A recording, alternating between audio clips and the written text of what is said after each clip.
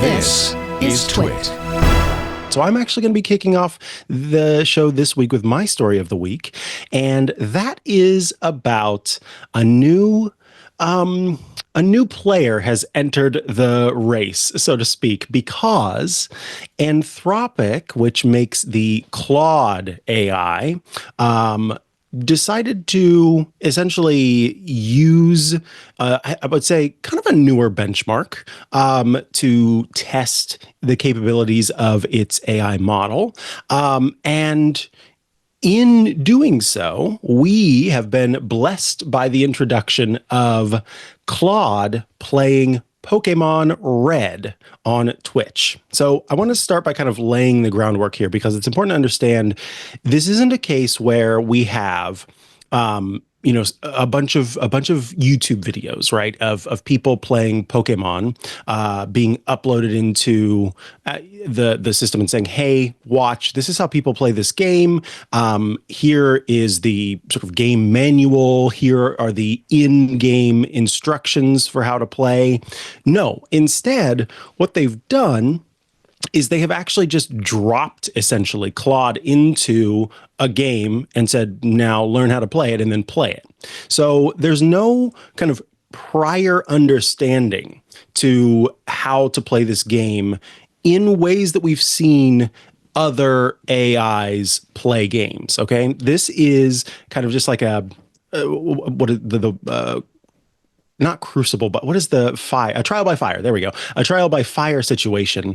And I found this incredibly fascinating and enjoyable to watch. I've had it kind of running in the background for a while now, just seeing how this whole thing plays out, because what you have is essentially in every moment, not just the AI trying to, move around, because it's got like it's tied into the emulator so that it can hit, up, down, left, and right, and A, and that kind of a thing.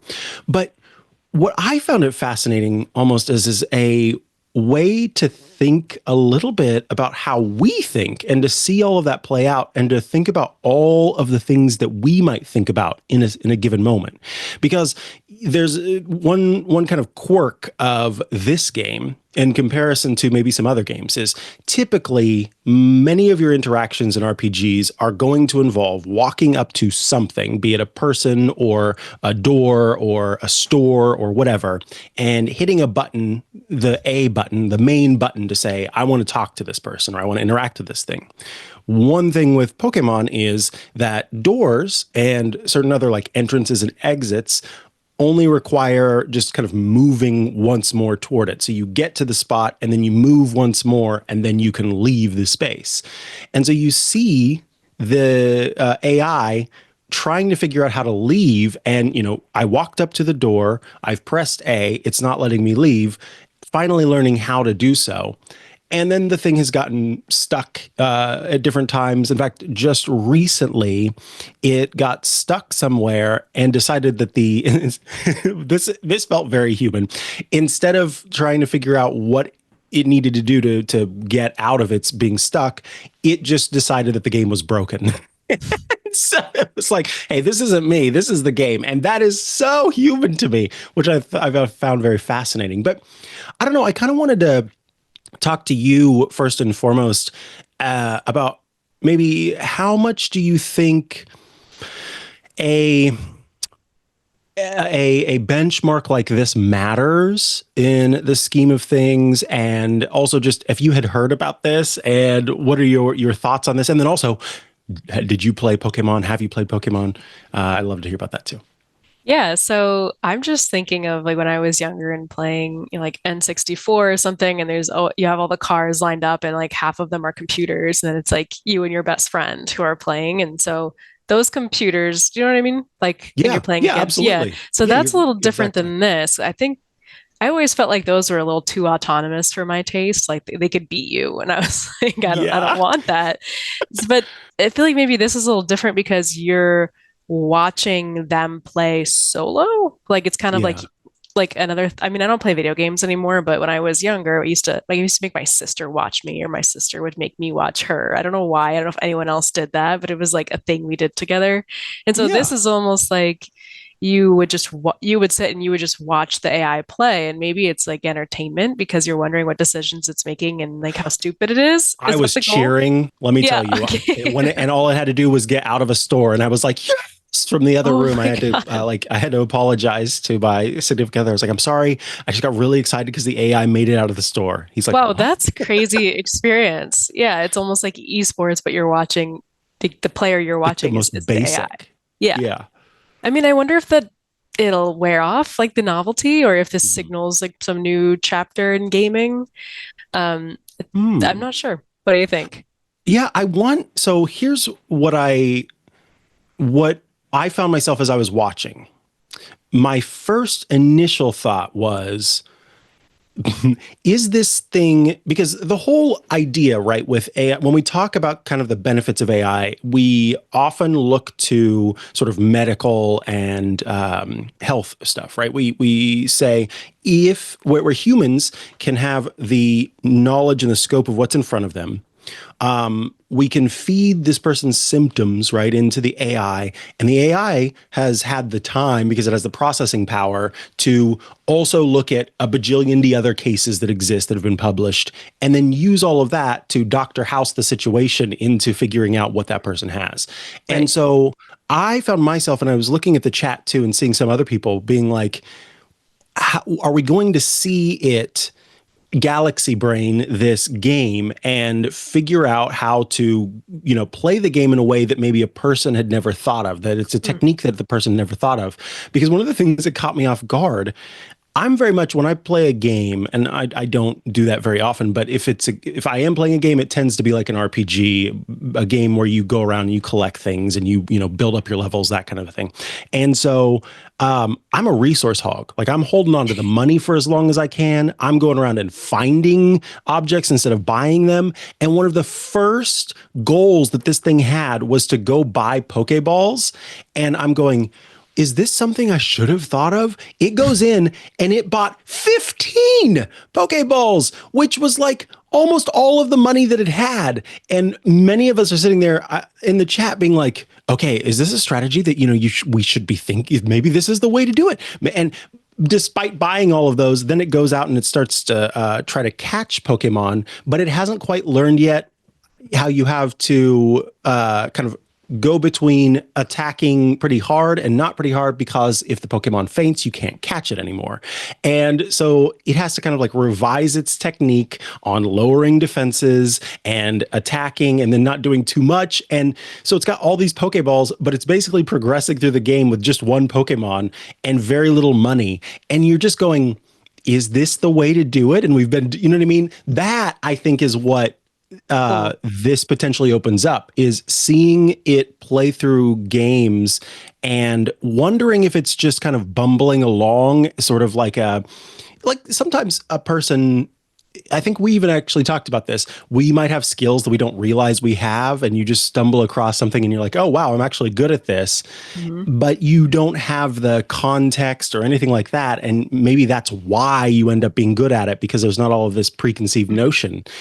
Is it going to discover something about playing a game that we didn't think of? And, also, will it come across different, because there are bugs in games and there are exploits in games. Will it find those by accident, on purpose, based on its own training set? Will it make use? That's the thing that's fascinating, is like you get to see it through a whole new lens, I think, the game, that you Right. didn't get to see it before. Okay, so it's like a fresh take on gaming, and everyone's just watching to see what this thing's going to do. Yeah, absolutely. I think Yeah. so. I mean, that was for me. The other part is just, I think it's still very much okay, this is a goofy thing that can't really do a whole lot. Like, it thinks that while it's in the store, it's actually in the town, and it can't find how to go left. And so you see people going, no, no, no, don't go left again. You've been going like, you need to make it to the door. So it's a little bit of pin the tail on the donkey sort of situation. I think there are a lot of dynamics to this It's fun. that I'm just now kind of picking apart here as we're talking about it. Yeah. Yeah, I could see since it is so fun, now I'm like, okay, Twitch is going to try to replicate this. Now it's going to try to get tons of streaming parties and get more people using Twitch. And they're going to be like every other tech company that's like, oh, we can automate this. And we can make AI as creators and they'll have their own Oh, Twitch streaming channel and it'll be an AI with like a character that's playing games. And oh my I goodness, you're don't know, so right. it just clicked Claude with plays me. Halo, Claude plays this, Yeah, Claude. Yeah, you're absolutely exactly. And there's going right. to be a whole revenue model around it, just like the influencers, which we've talked about. I think you've talked with Abrar about that too, and other people. Like it'd be the whole on your Instagram account, you'll be following like fake AI people. So Yeah. just Oh another no. example. I know. It's I gonna was having happen. fun with it. It is cool to have fun with that stuff, but then it becomes less fun and independent when it's commercialized, I think. Absolutely. No, you're right. And I think for now it has it smacks of sort of the celebration of humanity, but Hmm. it quickly Hmm. the term in bleepification, which that was Cory Doctorow, that essentially a service ends up becoming garbage whenever you switch from serving your users to serving the shareholders. And yeah, I think that that ends up happening in anything. So that will be interesting to see how this progresses and Right. evolves. As you know, for Anthropic, it's just about showing what its latest model is capable of doing, versus for Twitch, where yeah, they might go, oh, this is something that we could actually take advantage of. And there is a little sort of milestone kind of progress chart that shows that its original model, well, its earlier model of 3.0, was barely able to get past the start of the game. And that kind of then put milestones throughout the game. 3.7, which it's now on, is able to get multiple gym badges and make it Wow. pretty far in the game, also completing 35,000 actions before it has to stop because it thinks the game is broken or whatever that happens to be. Well, that's the Uh, best measure for AI progress I've heard, ironically, right? because I mean, every time they say, oh, our model's better, Grok is better in this, OpenAI's, O1 model is better in this. It's like this nonsensical table of percentages and the different domains, math, science, and it's like it could be truly made up. Like Yeah, what does it even nobody mean? could possibly analyze these spreadsheets that they put in their PR about how good their model just got. It's just I completely scroll through. But what you just said, I'm like, oh, I can visualize that. I can see that. So I don't know. That's it's a cool experiment for sure. Absolutely.